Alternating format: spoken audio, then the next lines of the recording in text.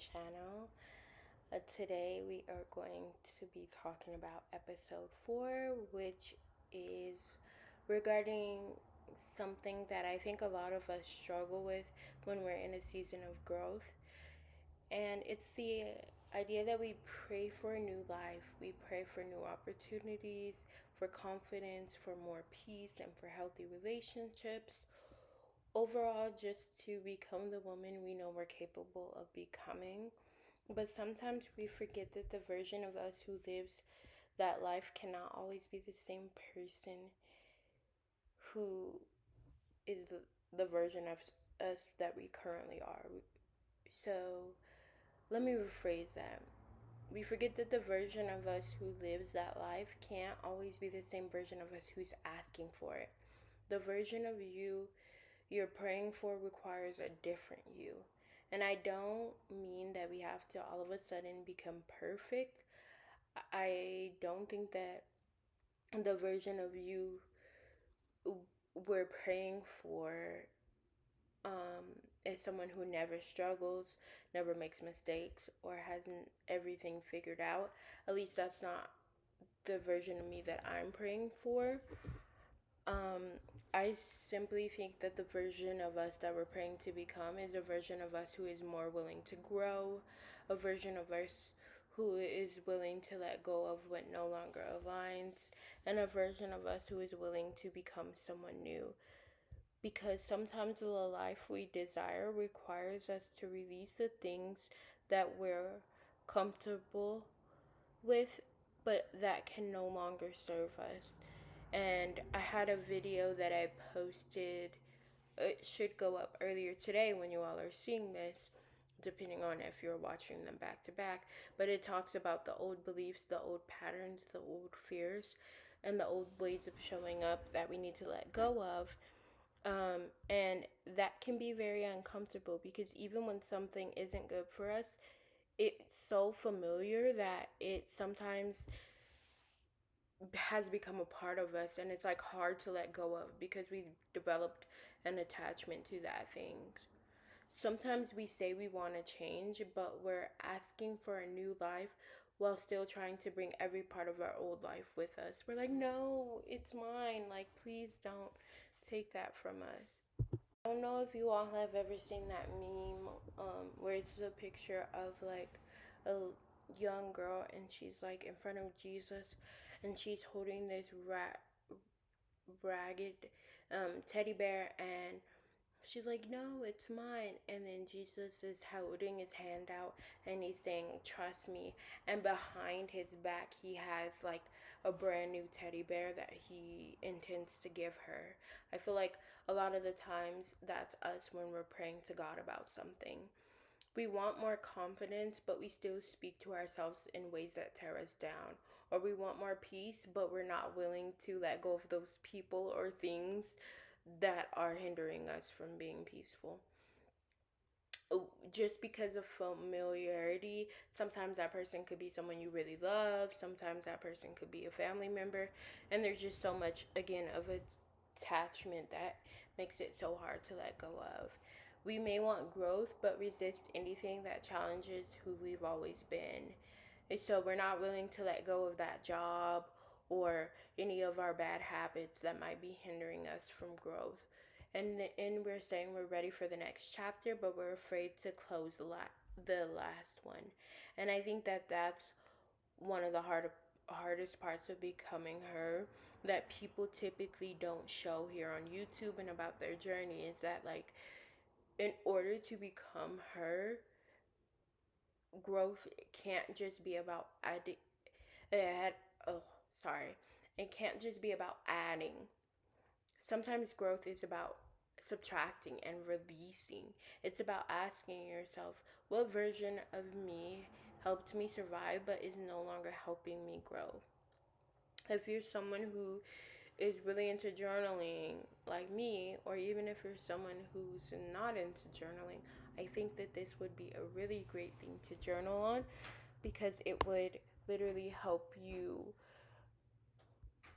discover and literally flesh out what you can or can't keep. And if you have read the book Atomic Habits, there's a part um, in the book where he literally talks about making lists and everything like that, and determining whether your habits are adding to your life, um, subtracting, like as in being a negative, or simply something is that's neutral. So there's so many different ways that you could audit your life, but the point is that you audit, because there are parts of ourselves that we needed in previous seasons, but that we no longer need, or that would no longer serve the version of us that we're becoming. Maybe those parts were being guarded because that protected you from being hurt. Maybe those parts were staying small because that kept you safe, or being perfectionistic, something I struggle with, because it helped you achieve. Or maybe it was people pleasing, another thing I struggled with, because that helped me maintain relationships.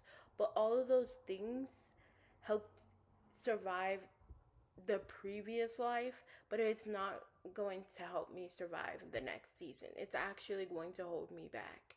The woman that you're becoming, I'm becoming, we're becoming, may require something different. And I'm going to tell you that she does. She's probably going to require you to have more trust in yourself, and to set better boundaries, and to take up space, and to believe that you're worthy before you have all the evidence, and to walk away from relationships that are not fulfilling, and that are not pouring into you, and that are not matching where you're going in life. Sometimes that's a really hard admission to make, is the idea that, like, some some people can't go with you. Everybody can't go with you. As much as we love them, they can't always go with you. Um, but that's the beautiful thing about becoming, is that you don't just become her because everything around you changes. You become her because something within you has changed. So you don't have to do all these things at once. Um, it starts with the way you think, then the way you see yourself, then the way you respond, then the way you move through the world. And eventually, your life begins to reflect the internal shift that you made and the woman that you're trying to become. I think sometimes we look at the future version of ourselves and we only focus on what it is that she has. She has a career, she has more confidence, she has the relationships, she has the lifestyle we're aspiring towards. But we forget to ask, how did she get there? What has she done? Who has she become to create that? What qualities does she embody? What standards does she have? What does she no longer tolerate? What does she believe about herself? Because becoming her is not just about receiving a different life, it's about developing the capacity to actually hold that life. It does you no good to be able to pray for all these things and then receive blessings and then not be able to keep them around. That would be the most devastating thing in the world, I think. When you're praying for something and you receive the blessing, but you don't have the capacity to hold it. And so, the thing about becoming her is that you want to make sure that you're able to be a woman who wants peace, and is able to actually have systems in place to protect your peace. A woman who wants confidence has to learn how to trust herself and be confident even when other people around her might not believe in her. Like, she has to have self validation and enough self love. A woman who wants abundance has to learn how to believe she is worthy of receiving. Um, a woman who wants a beautiful life has to be willing to intentionally create one. And the journey can feel uncomfortable a lot more often than we might think. And It's because you're learning how to leave behind the version of yourself that you've gotten so used to being. And a lot of times it's so easy to revert back to that person. Um, but we have to remind ourselves that growth often feels unfamiliar because it is unfamiliar. Like if this feels familiar, that means you're not actually growing. That means you're doing something you've already done. But growth feels unfamiliar before it feels natural. The things that once felt scary can eventually become more normal. The boundaries that once felt uncomfortable to set can make your life more peaceful and can help you create more self respect.